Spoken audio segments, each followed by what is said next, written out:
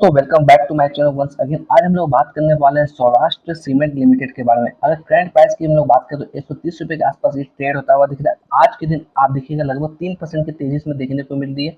अगर पिछले हम लोग एक महीने से बात करें तो उसमें अच्छा खासा तेजी देखने को मिल रही है। लगभग 4.5% की तेजी ऑलरेडी दिखा चुका है पिछले एक महीने से। और अगर हम लोग 6 महीने से बात करें तो लगभग 29.68%, ऑलमोस्ट 30% का रिटर्न ये बना के दे रखा है। चार्ट पे चलेंगे, चार्ट पे चल के इसे एनालाइज करेंगे क्या भी ये एंट्री लेवल के आसपास है, क्या हमें एंट्री करना चाहिए या फिर अपना प्रॉफिट लेके बुक करना चाहिए। तो चार्ट पे चलते हैं, इसको डिस्कस करते हैं थोड़ा डीपली हम लोग यहाँ पर।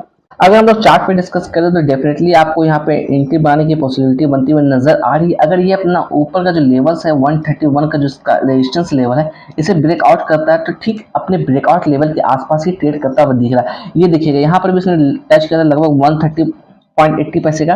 वहां से इसमें प्रॉफिट बुकिंग देखने को मिली, वापस से रिबाउंस केस ने वापस से फिर यहाँ से रिजेक्शन देखने को मिला।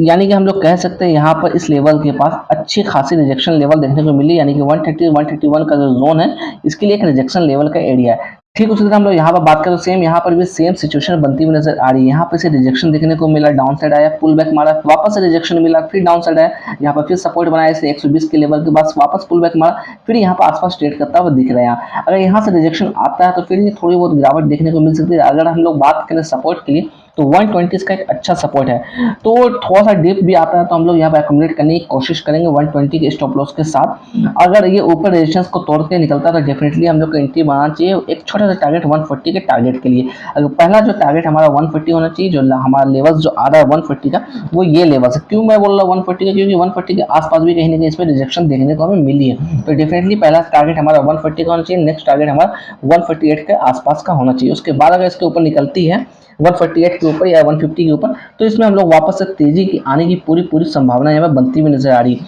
बट इनिशियल स्टेज में हमारा टारगेट जो होना चाहिए 140 का होना चाहिए और 120 के स्टॉप लॉस के साथ। अगर नीचे आती है तो हम लोग यहाँ पे एक्यूमुलेट करने की कोशिश करेंगे। तो 1 वीक के टाइम फ्रेम में डेफिनेटली आप देखिएगा आपको हायर हाई का फॉर्मेशन नजर आता हुआ दिखेगा।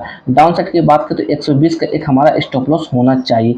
अगर हम लोग बात करें अपने लेवल से यानी कि 130 से थोड़ा सा डिप आती भी है तो 124 या 125 के आसपास भी तो हम लोग एक्यूमुलेट करने की कोशिश करेंगे 120 के स्टॉप लॉस के साथ, कि हमारा टारगेट हमारा होना चाहिए 140 का। तो डेफिनेटली आप इस स्टॉक्स को अपने रडार में रख सकते हैं। आने वाले समय में आपको 140 का टारगेट इजीली हिट होता हुआ नजर आ सकता है इसमें।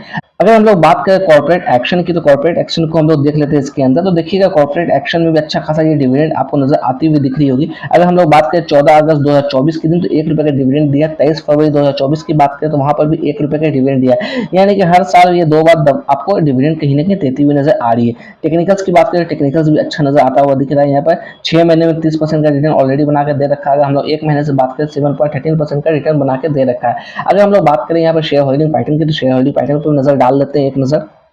अगर हम लोग प्रोमोटर्स की बात करें तो प्रोमोटर्स को देखिए पिछले 2 क्वार्टर से लगातार अपनी स्टेक यहाँ पे घटाती हुई नजर आ रही है। अगर क्वार्टर ऑन क्वार्टर बेसिस पे बात करें और ईयर ऑन ईयर बेसिस पे बात करें तो ईयर ऑन ईयर बेसिस पे भी यहाँ पे स्टेक्स में कमी नजर आती हुई दिख रही है। अगर हम लोग बात करें एफआईएस की तो एफआईएस के पास होल्डिंग इस क्वार्टर में बढ़ती हुई नजर आ रही है। 0.01% के हिसाब से इसने बढ़ाई है। बाकी हम लोग ईयर ऑन ईयर बात करें तो 0% के साथ यहाँ पर ट्रेड करता हुआ दिख रहा था एफआईएस, मगर यहाँ पर पिछले जून 2024 में इसने 0.01% की हिस्सेदारी उठाई है। अगर डीआईएस की बात करें डीआईएस ने यहाँ पर लगातार क्वार्टर ऑन क्वार्टर बेसिस पे सेम नजर आती हुई दिखी, मगर पिछले अगर हम लोग साल से बात करें तो इस क्वार्टर पे कहीं ना कहीं इसमें इंक्रीज नजर आती हुई दिखी है। पब्लिक शेयर होल्डिंग की बात करें तो पब्लिक शेयर होल्डिंग लगातार इसमें इंक्रीज होती हुई नजर आ रही है। अगर हम लोग बात करें लॉन्ग टर्म व्यू के लिए आप इसमें जाना चाहते हैं तो थोड़ा सा आपको समय समय इसे एनालाइज करने की जरूरत है, क्योंकि प्रमोटर्स की होल्डिंग हमेशा इसमें डिक्रीज होती हुई नजर आ रही है। अगर मैं बात करूँ शॉर्ट टर्म पीरियड की तो 131 को जैसे ही सस्टेन करने में कामयाब होता है तो यहाँ पर कहीं ना कहीं हमें ब्रेकआउट देखते हुए मिलेगी। तो आप यहाँ पे अपनी एंट्री बना सकते हैं 140 के टारगेट के साथ।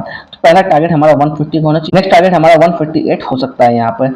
होपफुली आपको सारी चीजें क्लियर होगी। जो पहली बार मेरे चैनल पर जुड़े प्लीज मेरे चैनल को सब्सक्राइब कर दीजिएगा। ऐड ऑन करना चाहूंगा कि मैं यहाँ पे किसी भी तरह का बाय और सेल का रिकमेंडेशन नहीं दे रहा हूँ, ये बस स्टडी पर्पज से मैं आपको वीडियो दे रहा हूँ। और आप चाहे तो आप इसमें निवेश करना चाहे तो कर सकते हैं, नहीं करना चाहे तो नहीं कर सकते। आपका पर्सनली आपका डिसीजन होना चाहिए।